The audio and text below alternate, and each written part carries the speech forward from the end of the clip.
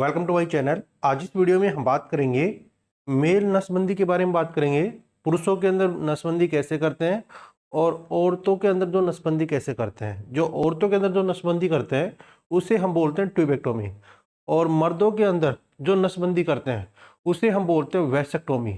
अब ये दोनों नसबंदी कैसे करते हैं, इनमें से कौन सी अच्छी नसबंदी है, पुरुष को नसबंदी करनी चाहिए या महिला को नसबंदी करनी चाहिए, नसबंदी करने के बाद हमें कितने दिन तक बेड रेस्ट लेनी चाहिए, और नसबंदी करने के बाद ये दोनों पति पत्नी कितने दिन के बाद संभोग कर सकते हैं, आज मैं इसी के बारे में आपको बताऊंगा। आप स्टार्टिंग से आखिर तक जरूर देखना। सबसे पहले हम बात करेंगे औरतों के अंदर जो नसबंदी की जाती है ना, जिसे हम बोलते हैं ट्यूबेक्टोमी। ट्यूबेक्टोमी का मतलब क्या होता है? क्या होता है, जो ये फेलोपियन ट्यूब होती है ना, ये फेलोपियन ट्यूब है, एक इधर है और एक दूसरी साइड है, सेम ट्यूब दो साइड है, और उसके नीचे ये है ना अंडे है। अब जो ये फेलोपियन ट्यूब होती है ना, इसे डॉक्टर काट के अलग कर देता है। आज के टाइम में 3-4 सर्जरी आ गई। यदि आज से 10-15 साल पहले जो सर्जरी होती थी उसमें डॉक्टर जो ये फेलोपियन ट्यूब है इसको काट के अलग कर देता और यहाँ पे इस प्रकार से टाके लगा देता। इसे हम बोलते हैं ट्यूबेक्टोमी। अब ट्यूबेक्टोमी होने के बाद में क्या होता है कि इस पेशेंट को 1 वीक तक तो बेड रेस्ट लेना चाहिए, और अपने पति से यदि ये औरत संबंध बनाती है तो उसे 1 महीने के बाद ही संबंध बनाना चाहिए, क्योंकि कुछ कंडीशन ऐसी होती है जो नसबंदी होती है ना, ये ओपन हो जाती है, उस वजह से भी लड़की प्रेग्नेंट हो जाती है। तो सबसे पहले हम बात करेंगे ट्यूबेक्टोमी।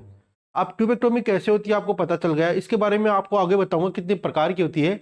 यदि आज के टाइम में कोई औरत ट्यूबेक्टोमी करा लेती है और फ्यूचर के अंदर उसका एक बेबी और करने का मन होता है, वो वापस से प्रेग्नेंट होने की चाहती है, तो ये सर्जरी आराम से खोल सकती है। आज के टाइम में ये जो कट वाली सर्जरी है ना, एकदम बंद है।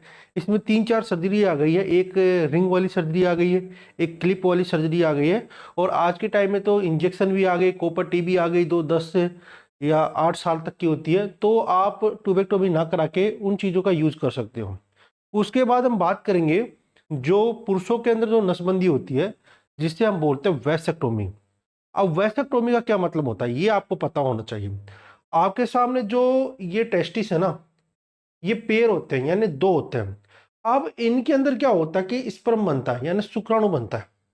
अब जो शुक्राणु होता है ना, जो ये ट्यूब है, इस ट्यूब के द्वारा जो प्राइवेट पार्ट होता है वहां से निकल के औरत की बॉडी के अंदर जाता है, यानी औरत के प्राइवेट पार्ट के अंदर जाता है।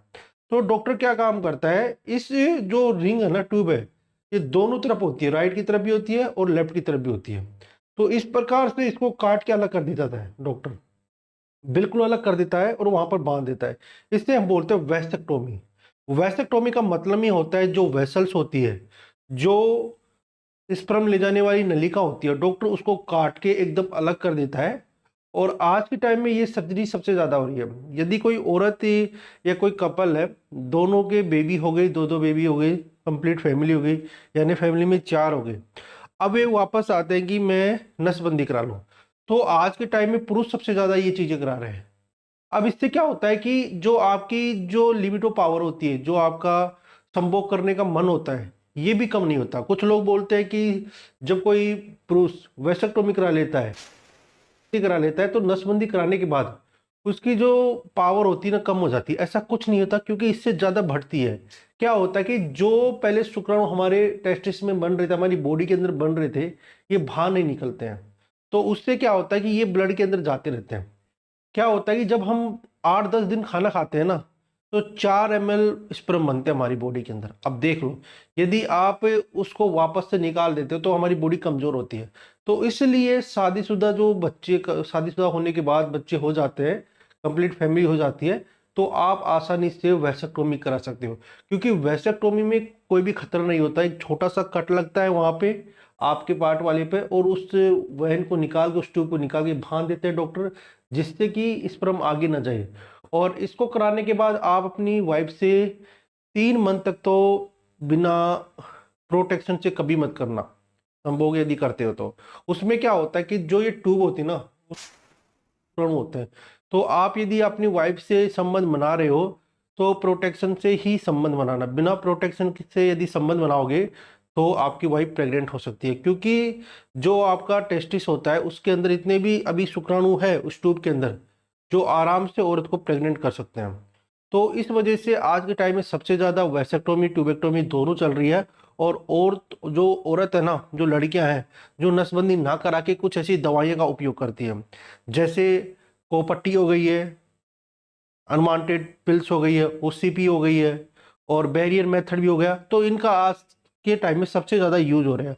तो सबसे पहले हम बात करेंगे जो पुरुषों के अंदर होती है ना नसबंदी, तो इस प्रकार से होती है, आपको इमेज के अंदर दिख रहा होगा, पूरा क्लियर है। जो वैसेक्टोमी होती है, जैसे ये टेस्टिस है और ये ट्यूब है, देखो ट्यूब को यहाँ से बांध दिया है और ट्यूब को यहाँ से बांध दिया, क्लियर, एकदम क्लियर बांध दिया है।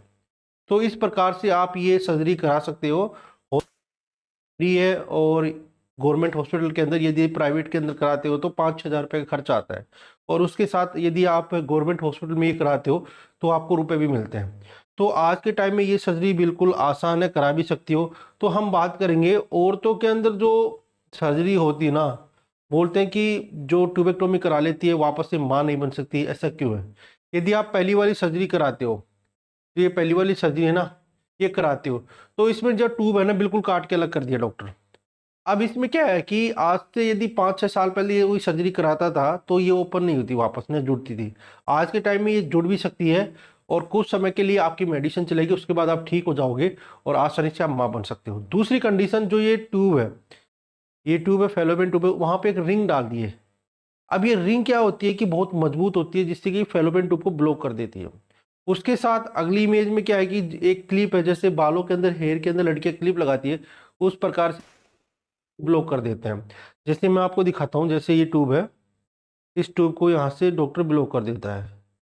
जैसे ये ट्यूब है, आपको दिख रही है, पहली इमेज में ट्यूब ओपन है, दूसरी में बिल्कुल ओपन, तो थोड़ी क्लोज हो गई, और तीसरी वाली इमेज है उसमें एकदम बंद हो गई। तो इस प्रकार से ये सर्जरी आज के टाइम में बहुत आसानी से औरत करा सकती है। अब इसके फायदे अनेक सारे होते हैं।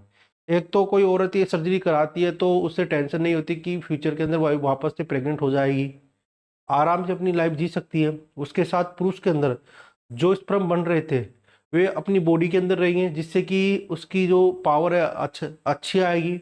और जो हमारी बॉडी के अंदर स्पर्म बनते हैं ना, उसको 7-8 दिन का टाइम लगता है, जब जाके 4 ml शुक्राणु हमारी बॉडी के अंदर बनते हैं। तो अनेक सारे फायदे होते हैं यदि कोई औरत ट्यूबेक्टोमी करा लेती है, यदि कोई पुरुष वैसेक्टोमी करा लेती है। तो मेरी सलाह होगी कि कोई औरत है, शादीशुदा है, बच्चे भी हो गई है, तो कभी भी उसे नसबंदी नहीं करा, नसबंदी पुरुष को करानी चाहिए। पुरुष तो आसानी से वापस से बाप बन सकता है। अनेक सारी ऐसी मशीनें आ गई है जिससे कि टेस्टिस से शुक्राणु निकाल के आईवीएफ के द्वारा औरत को माँ बना जा सकता है। यदि औरत की बॉडी के अंदर कोई बीमारी हो गई ना, तो उसे ठीक करना बहुत मुश्किल होता है। तो आप टैबलेट भी ले सकती हो, उससे भी जो मंथली टैबलेट आती है वे भी ले सकती हो। उसके साथ आप आईसीडी जो होती है, कोपट्टी, ये भी लगा सकती हो, लंबे टाइम तक होती है, 7-8 साल तक होती है। तो इससे आप आसानी से बच सकती हो प्रेगनेंसी से। यदि ये वीडियो आपको अच्छा लगा, वीडियो को लाइक कर देना, मेरे चैनल को सब्सक्राइब कर देना। वीडियो देखने के लिए थैंक यू सो मच।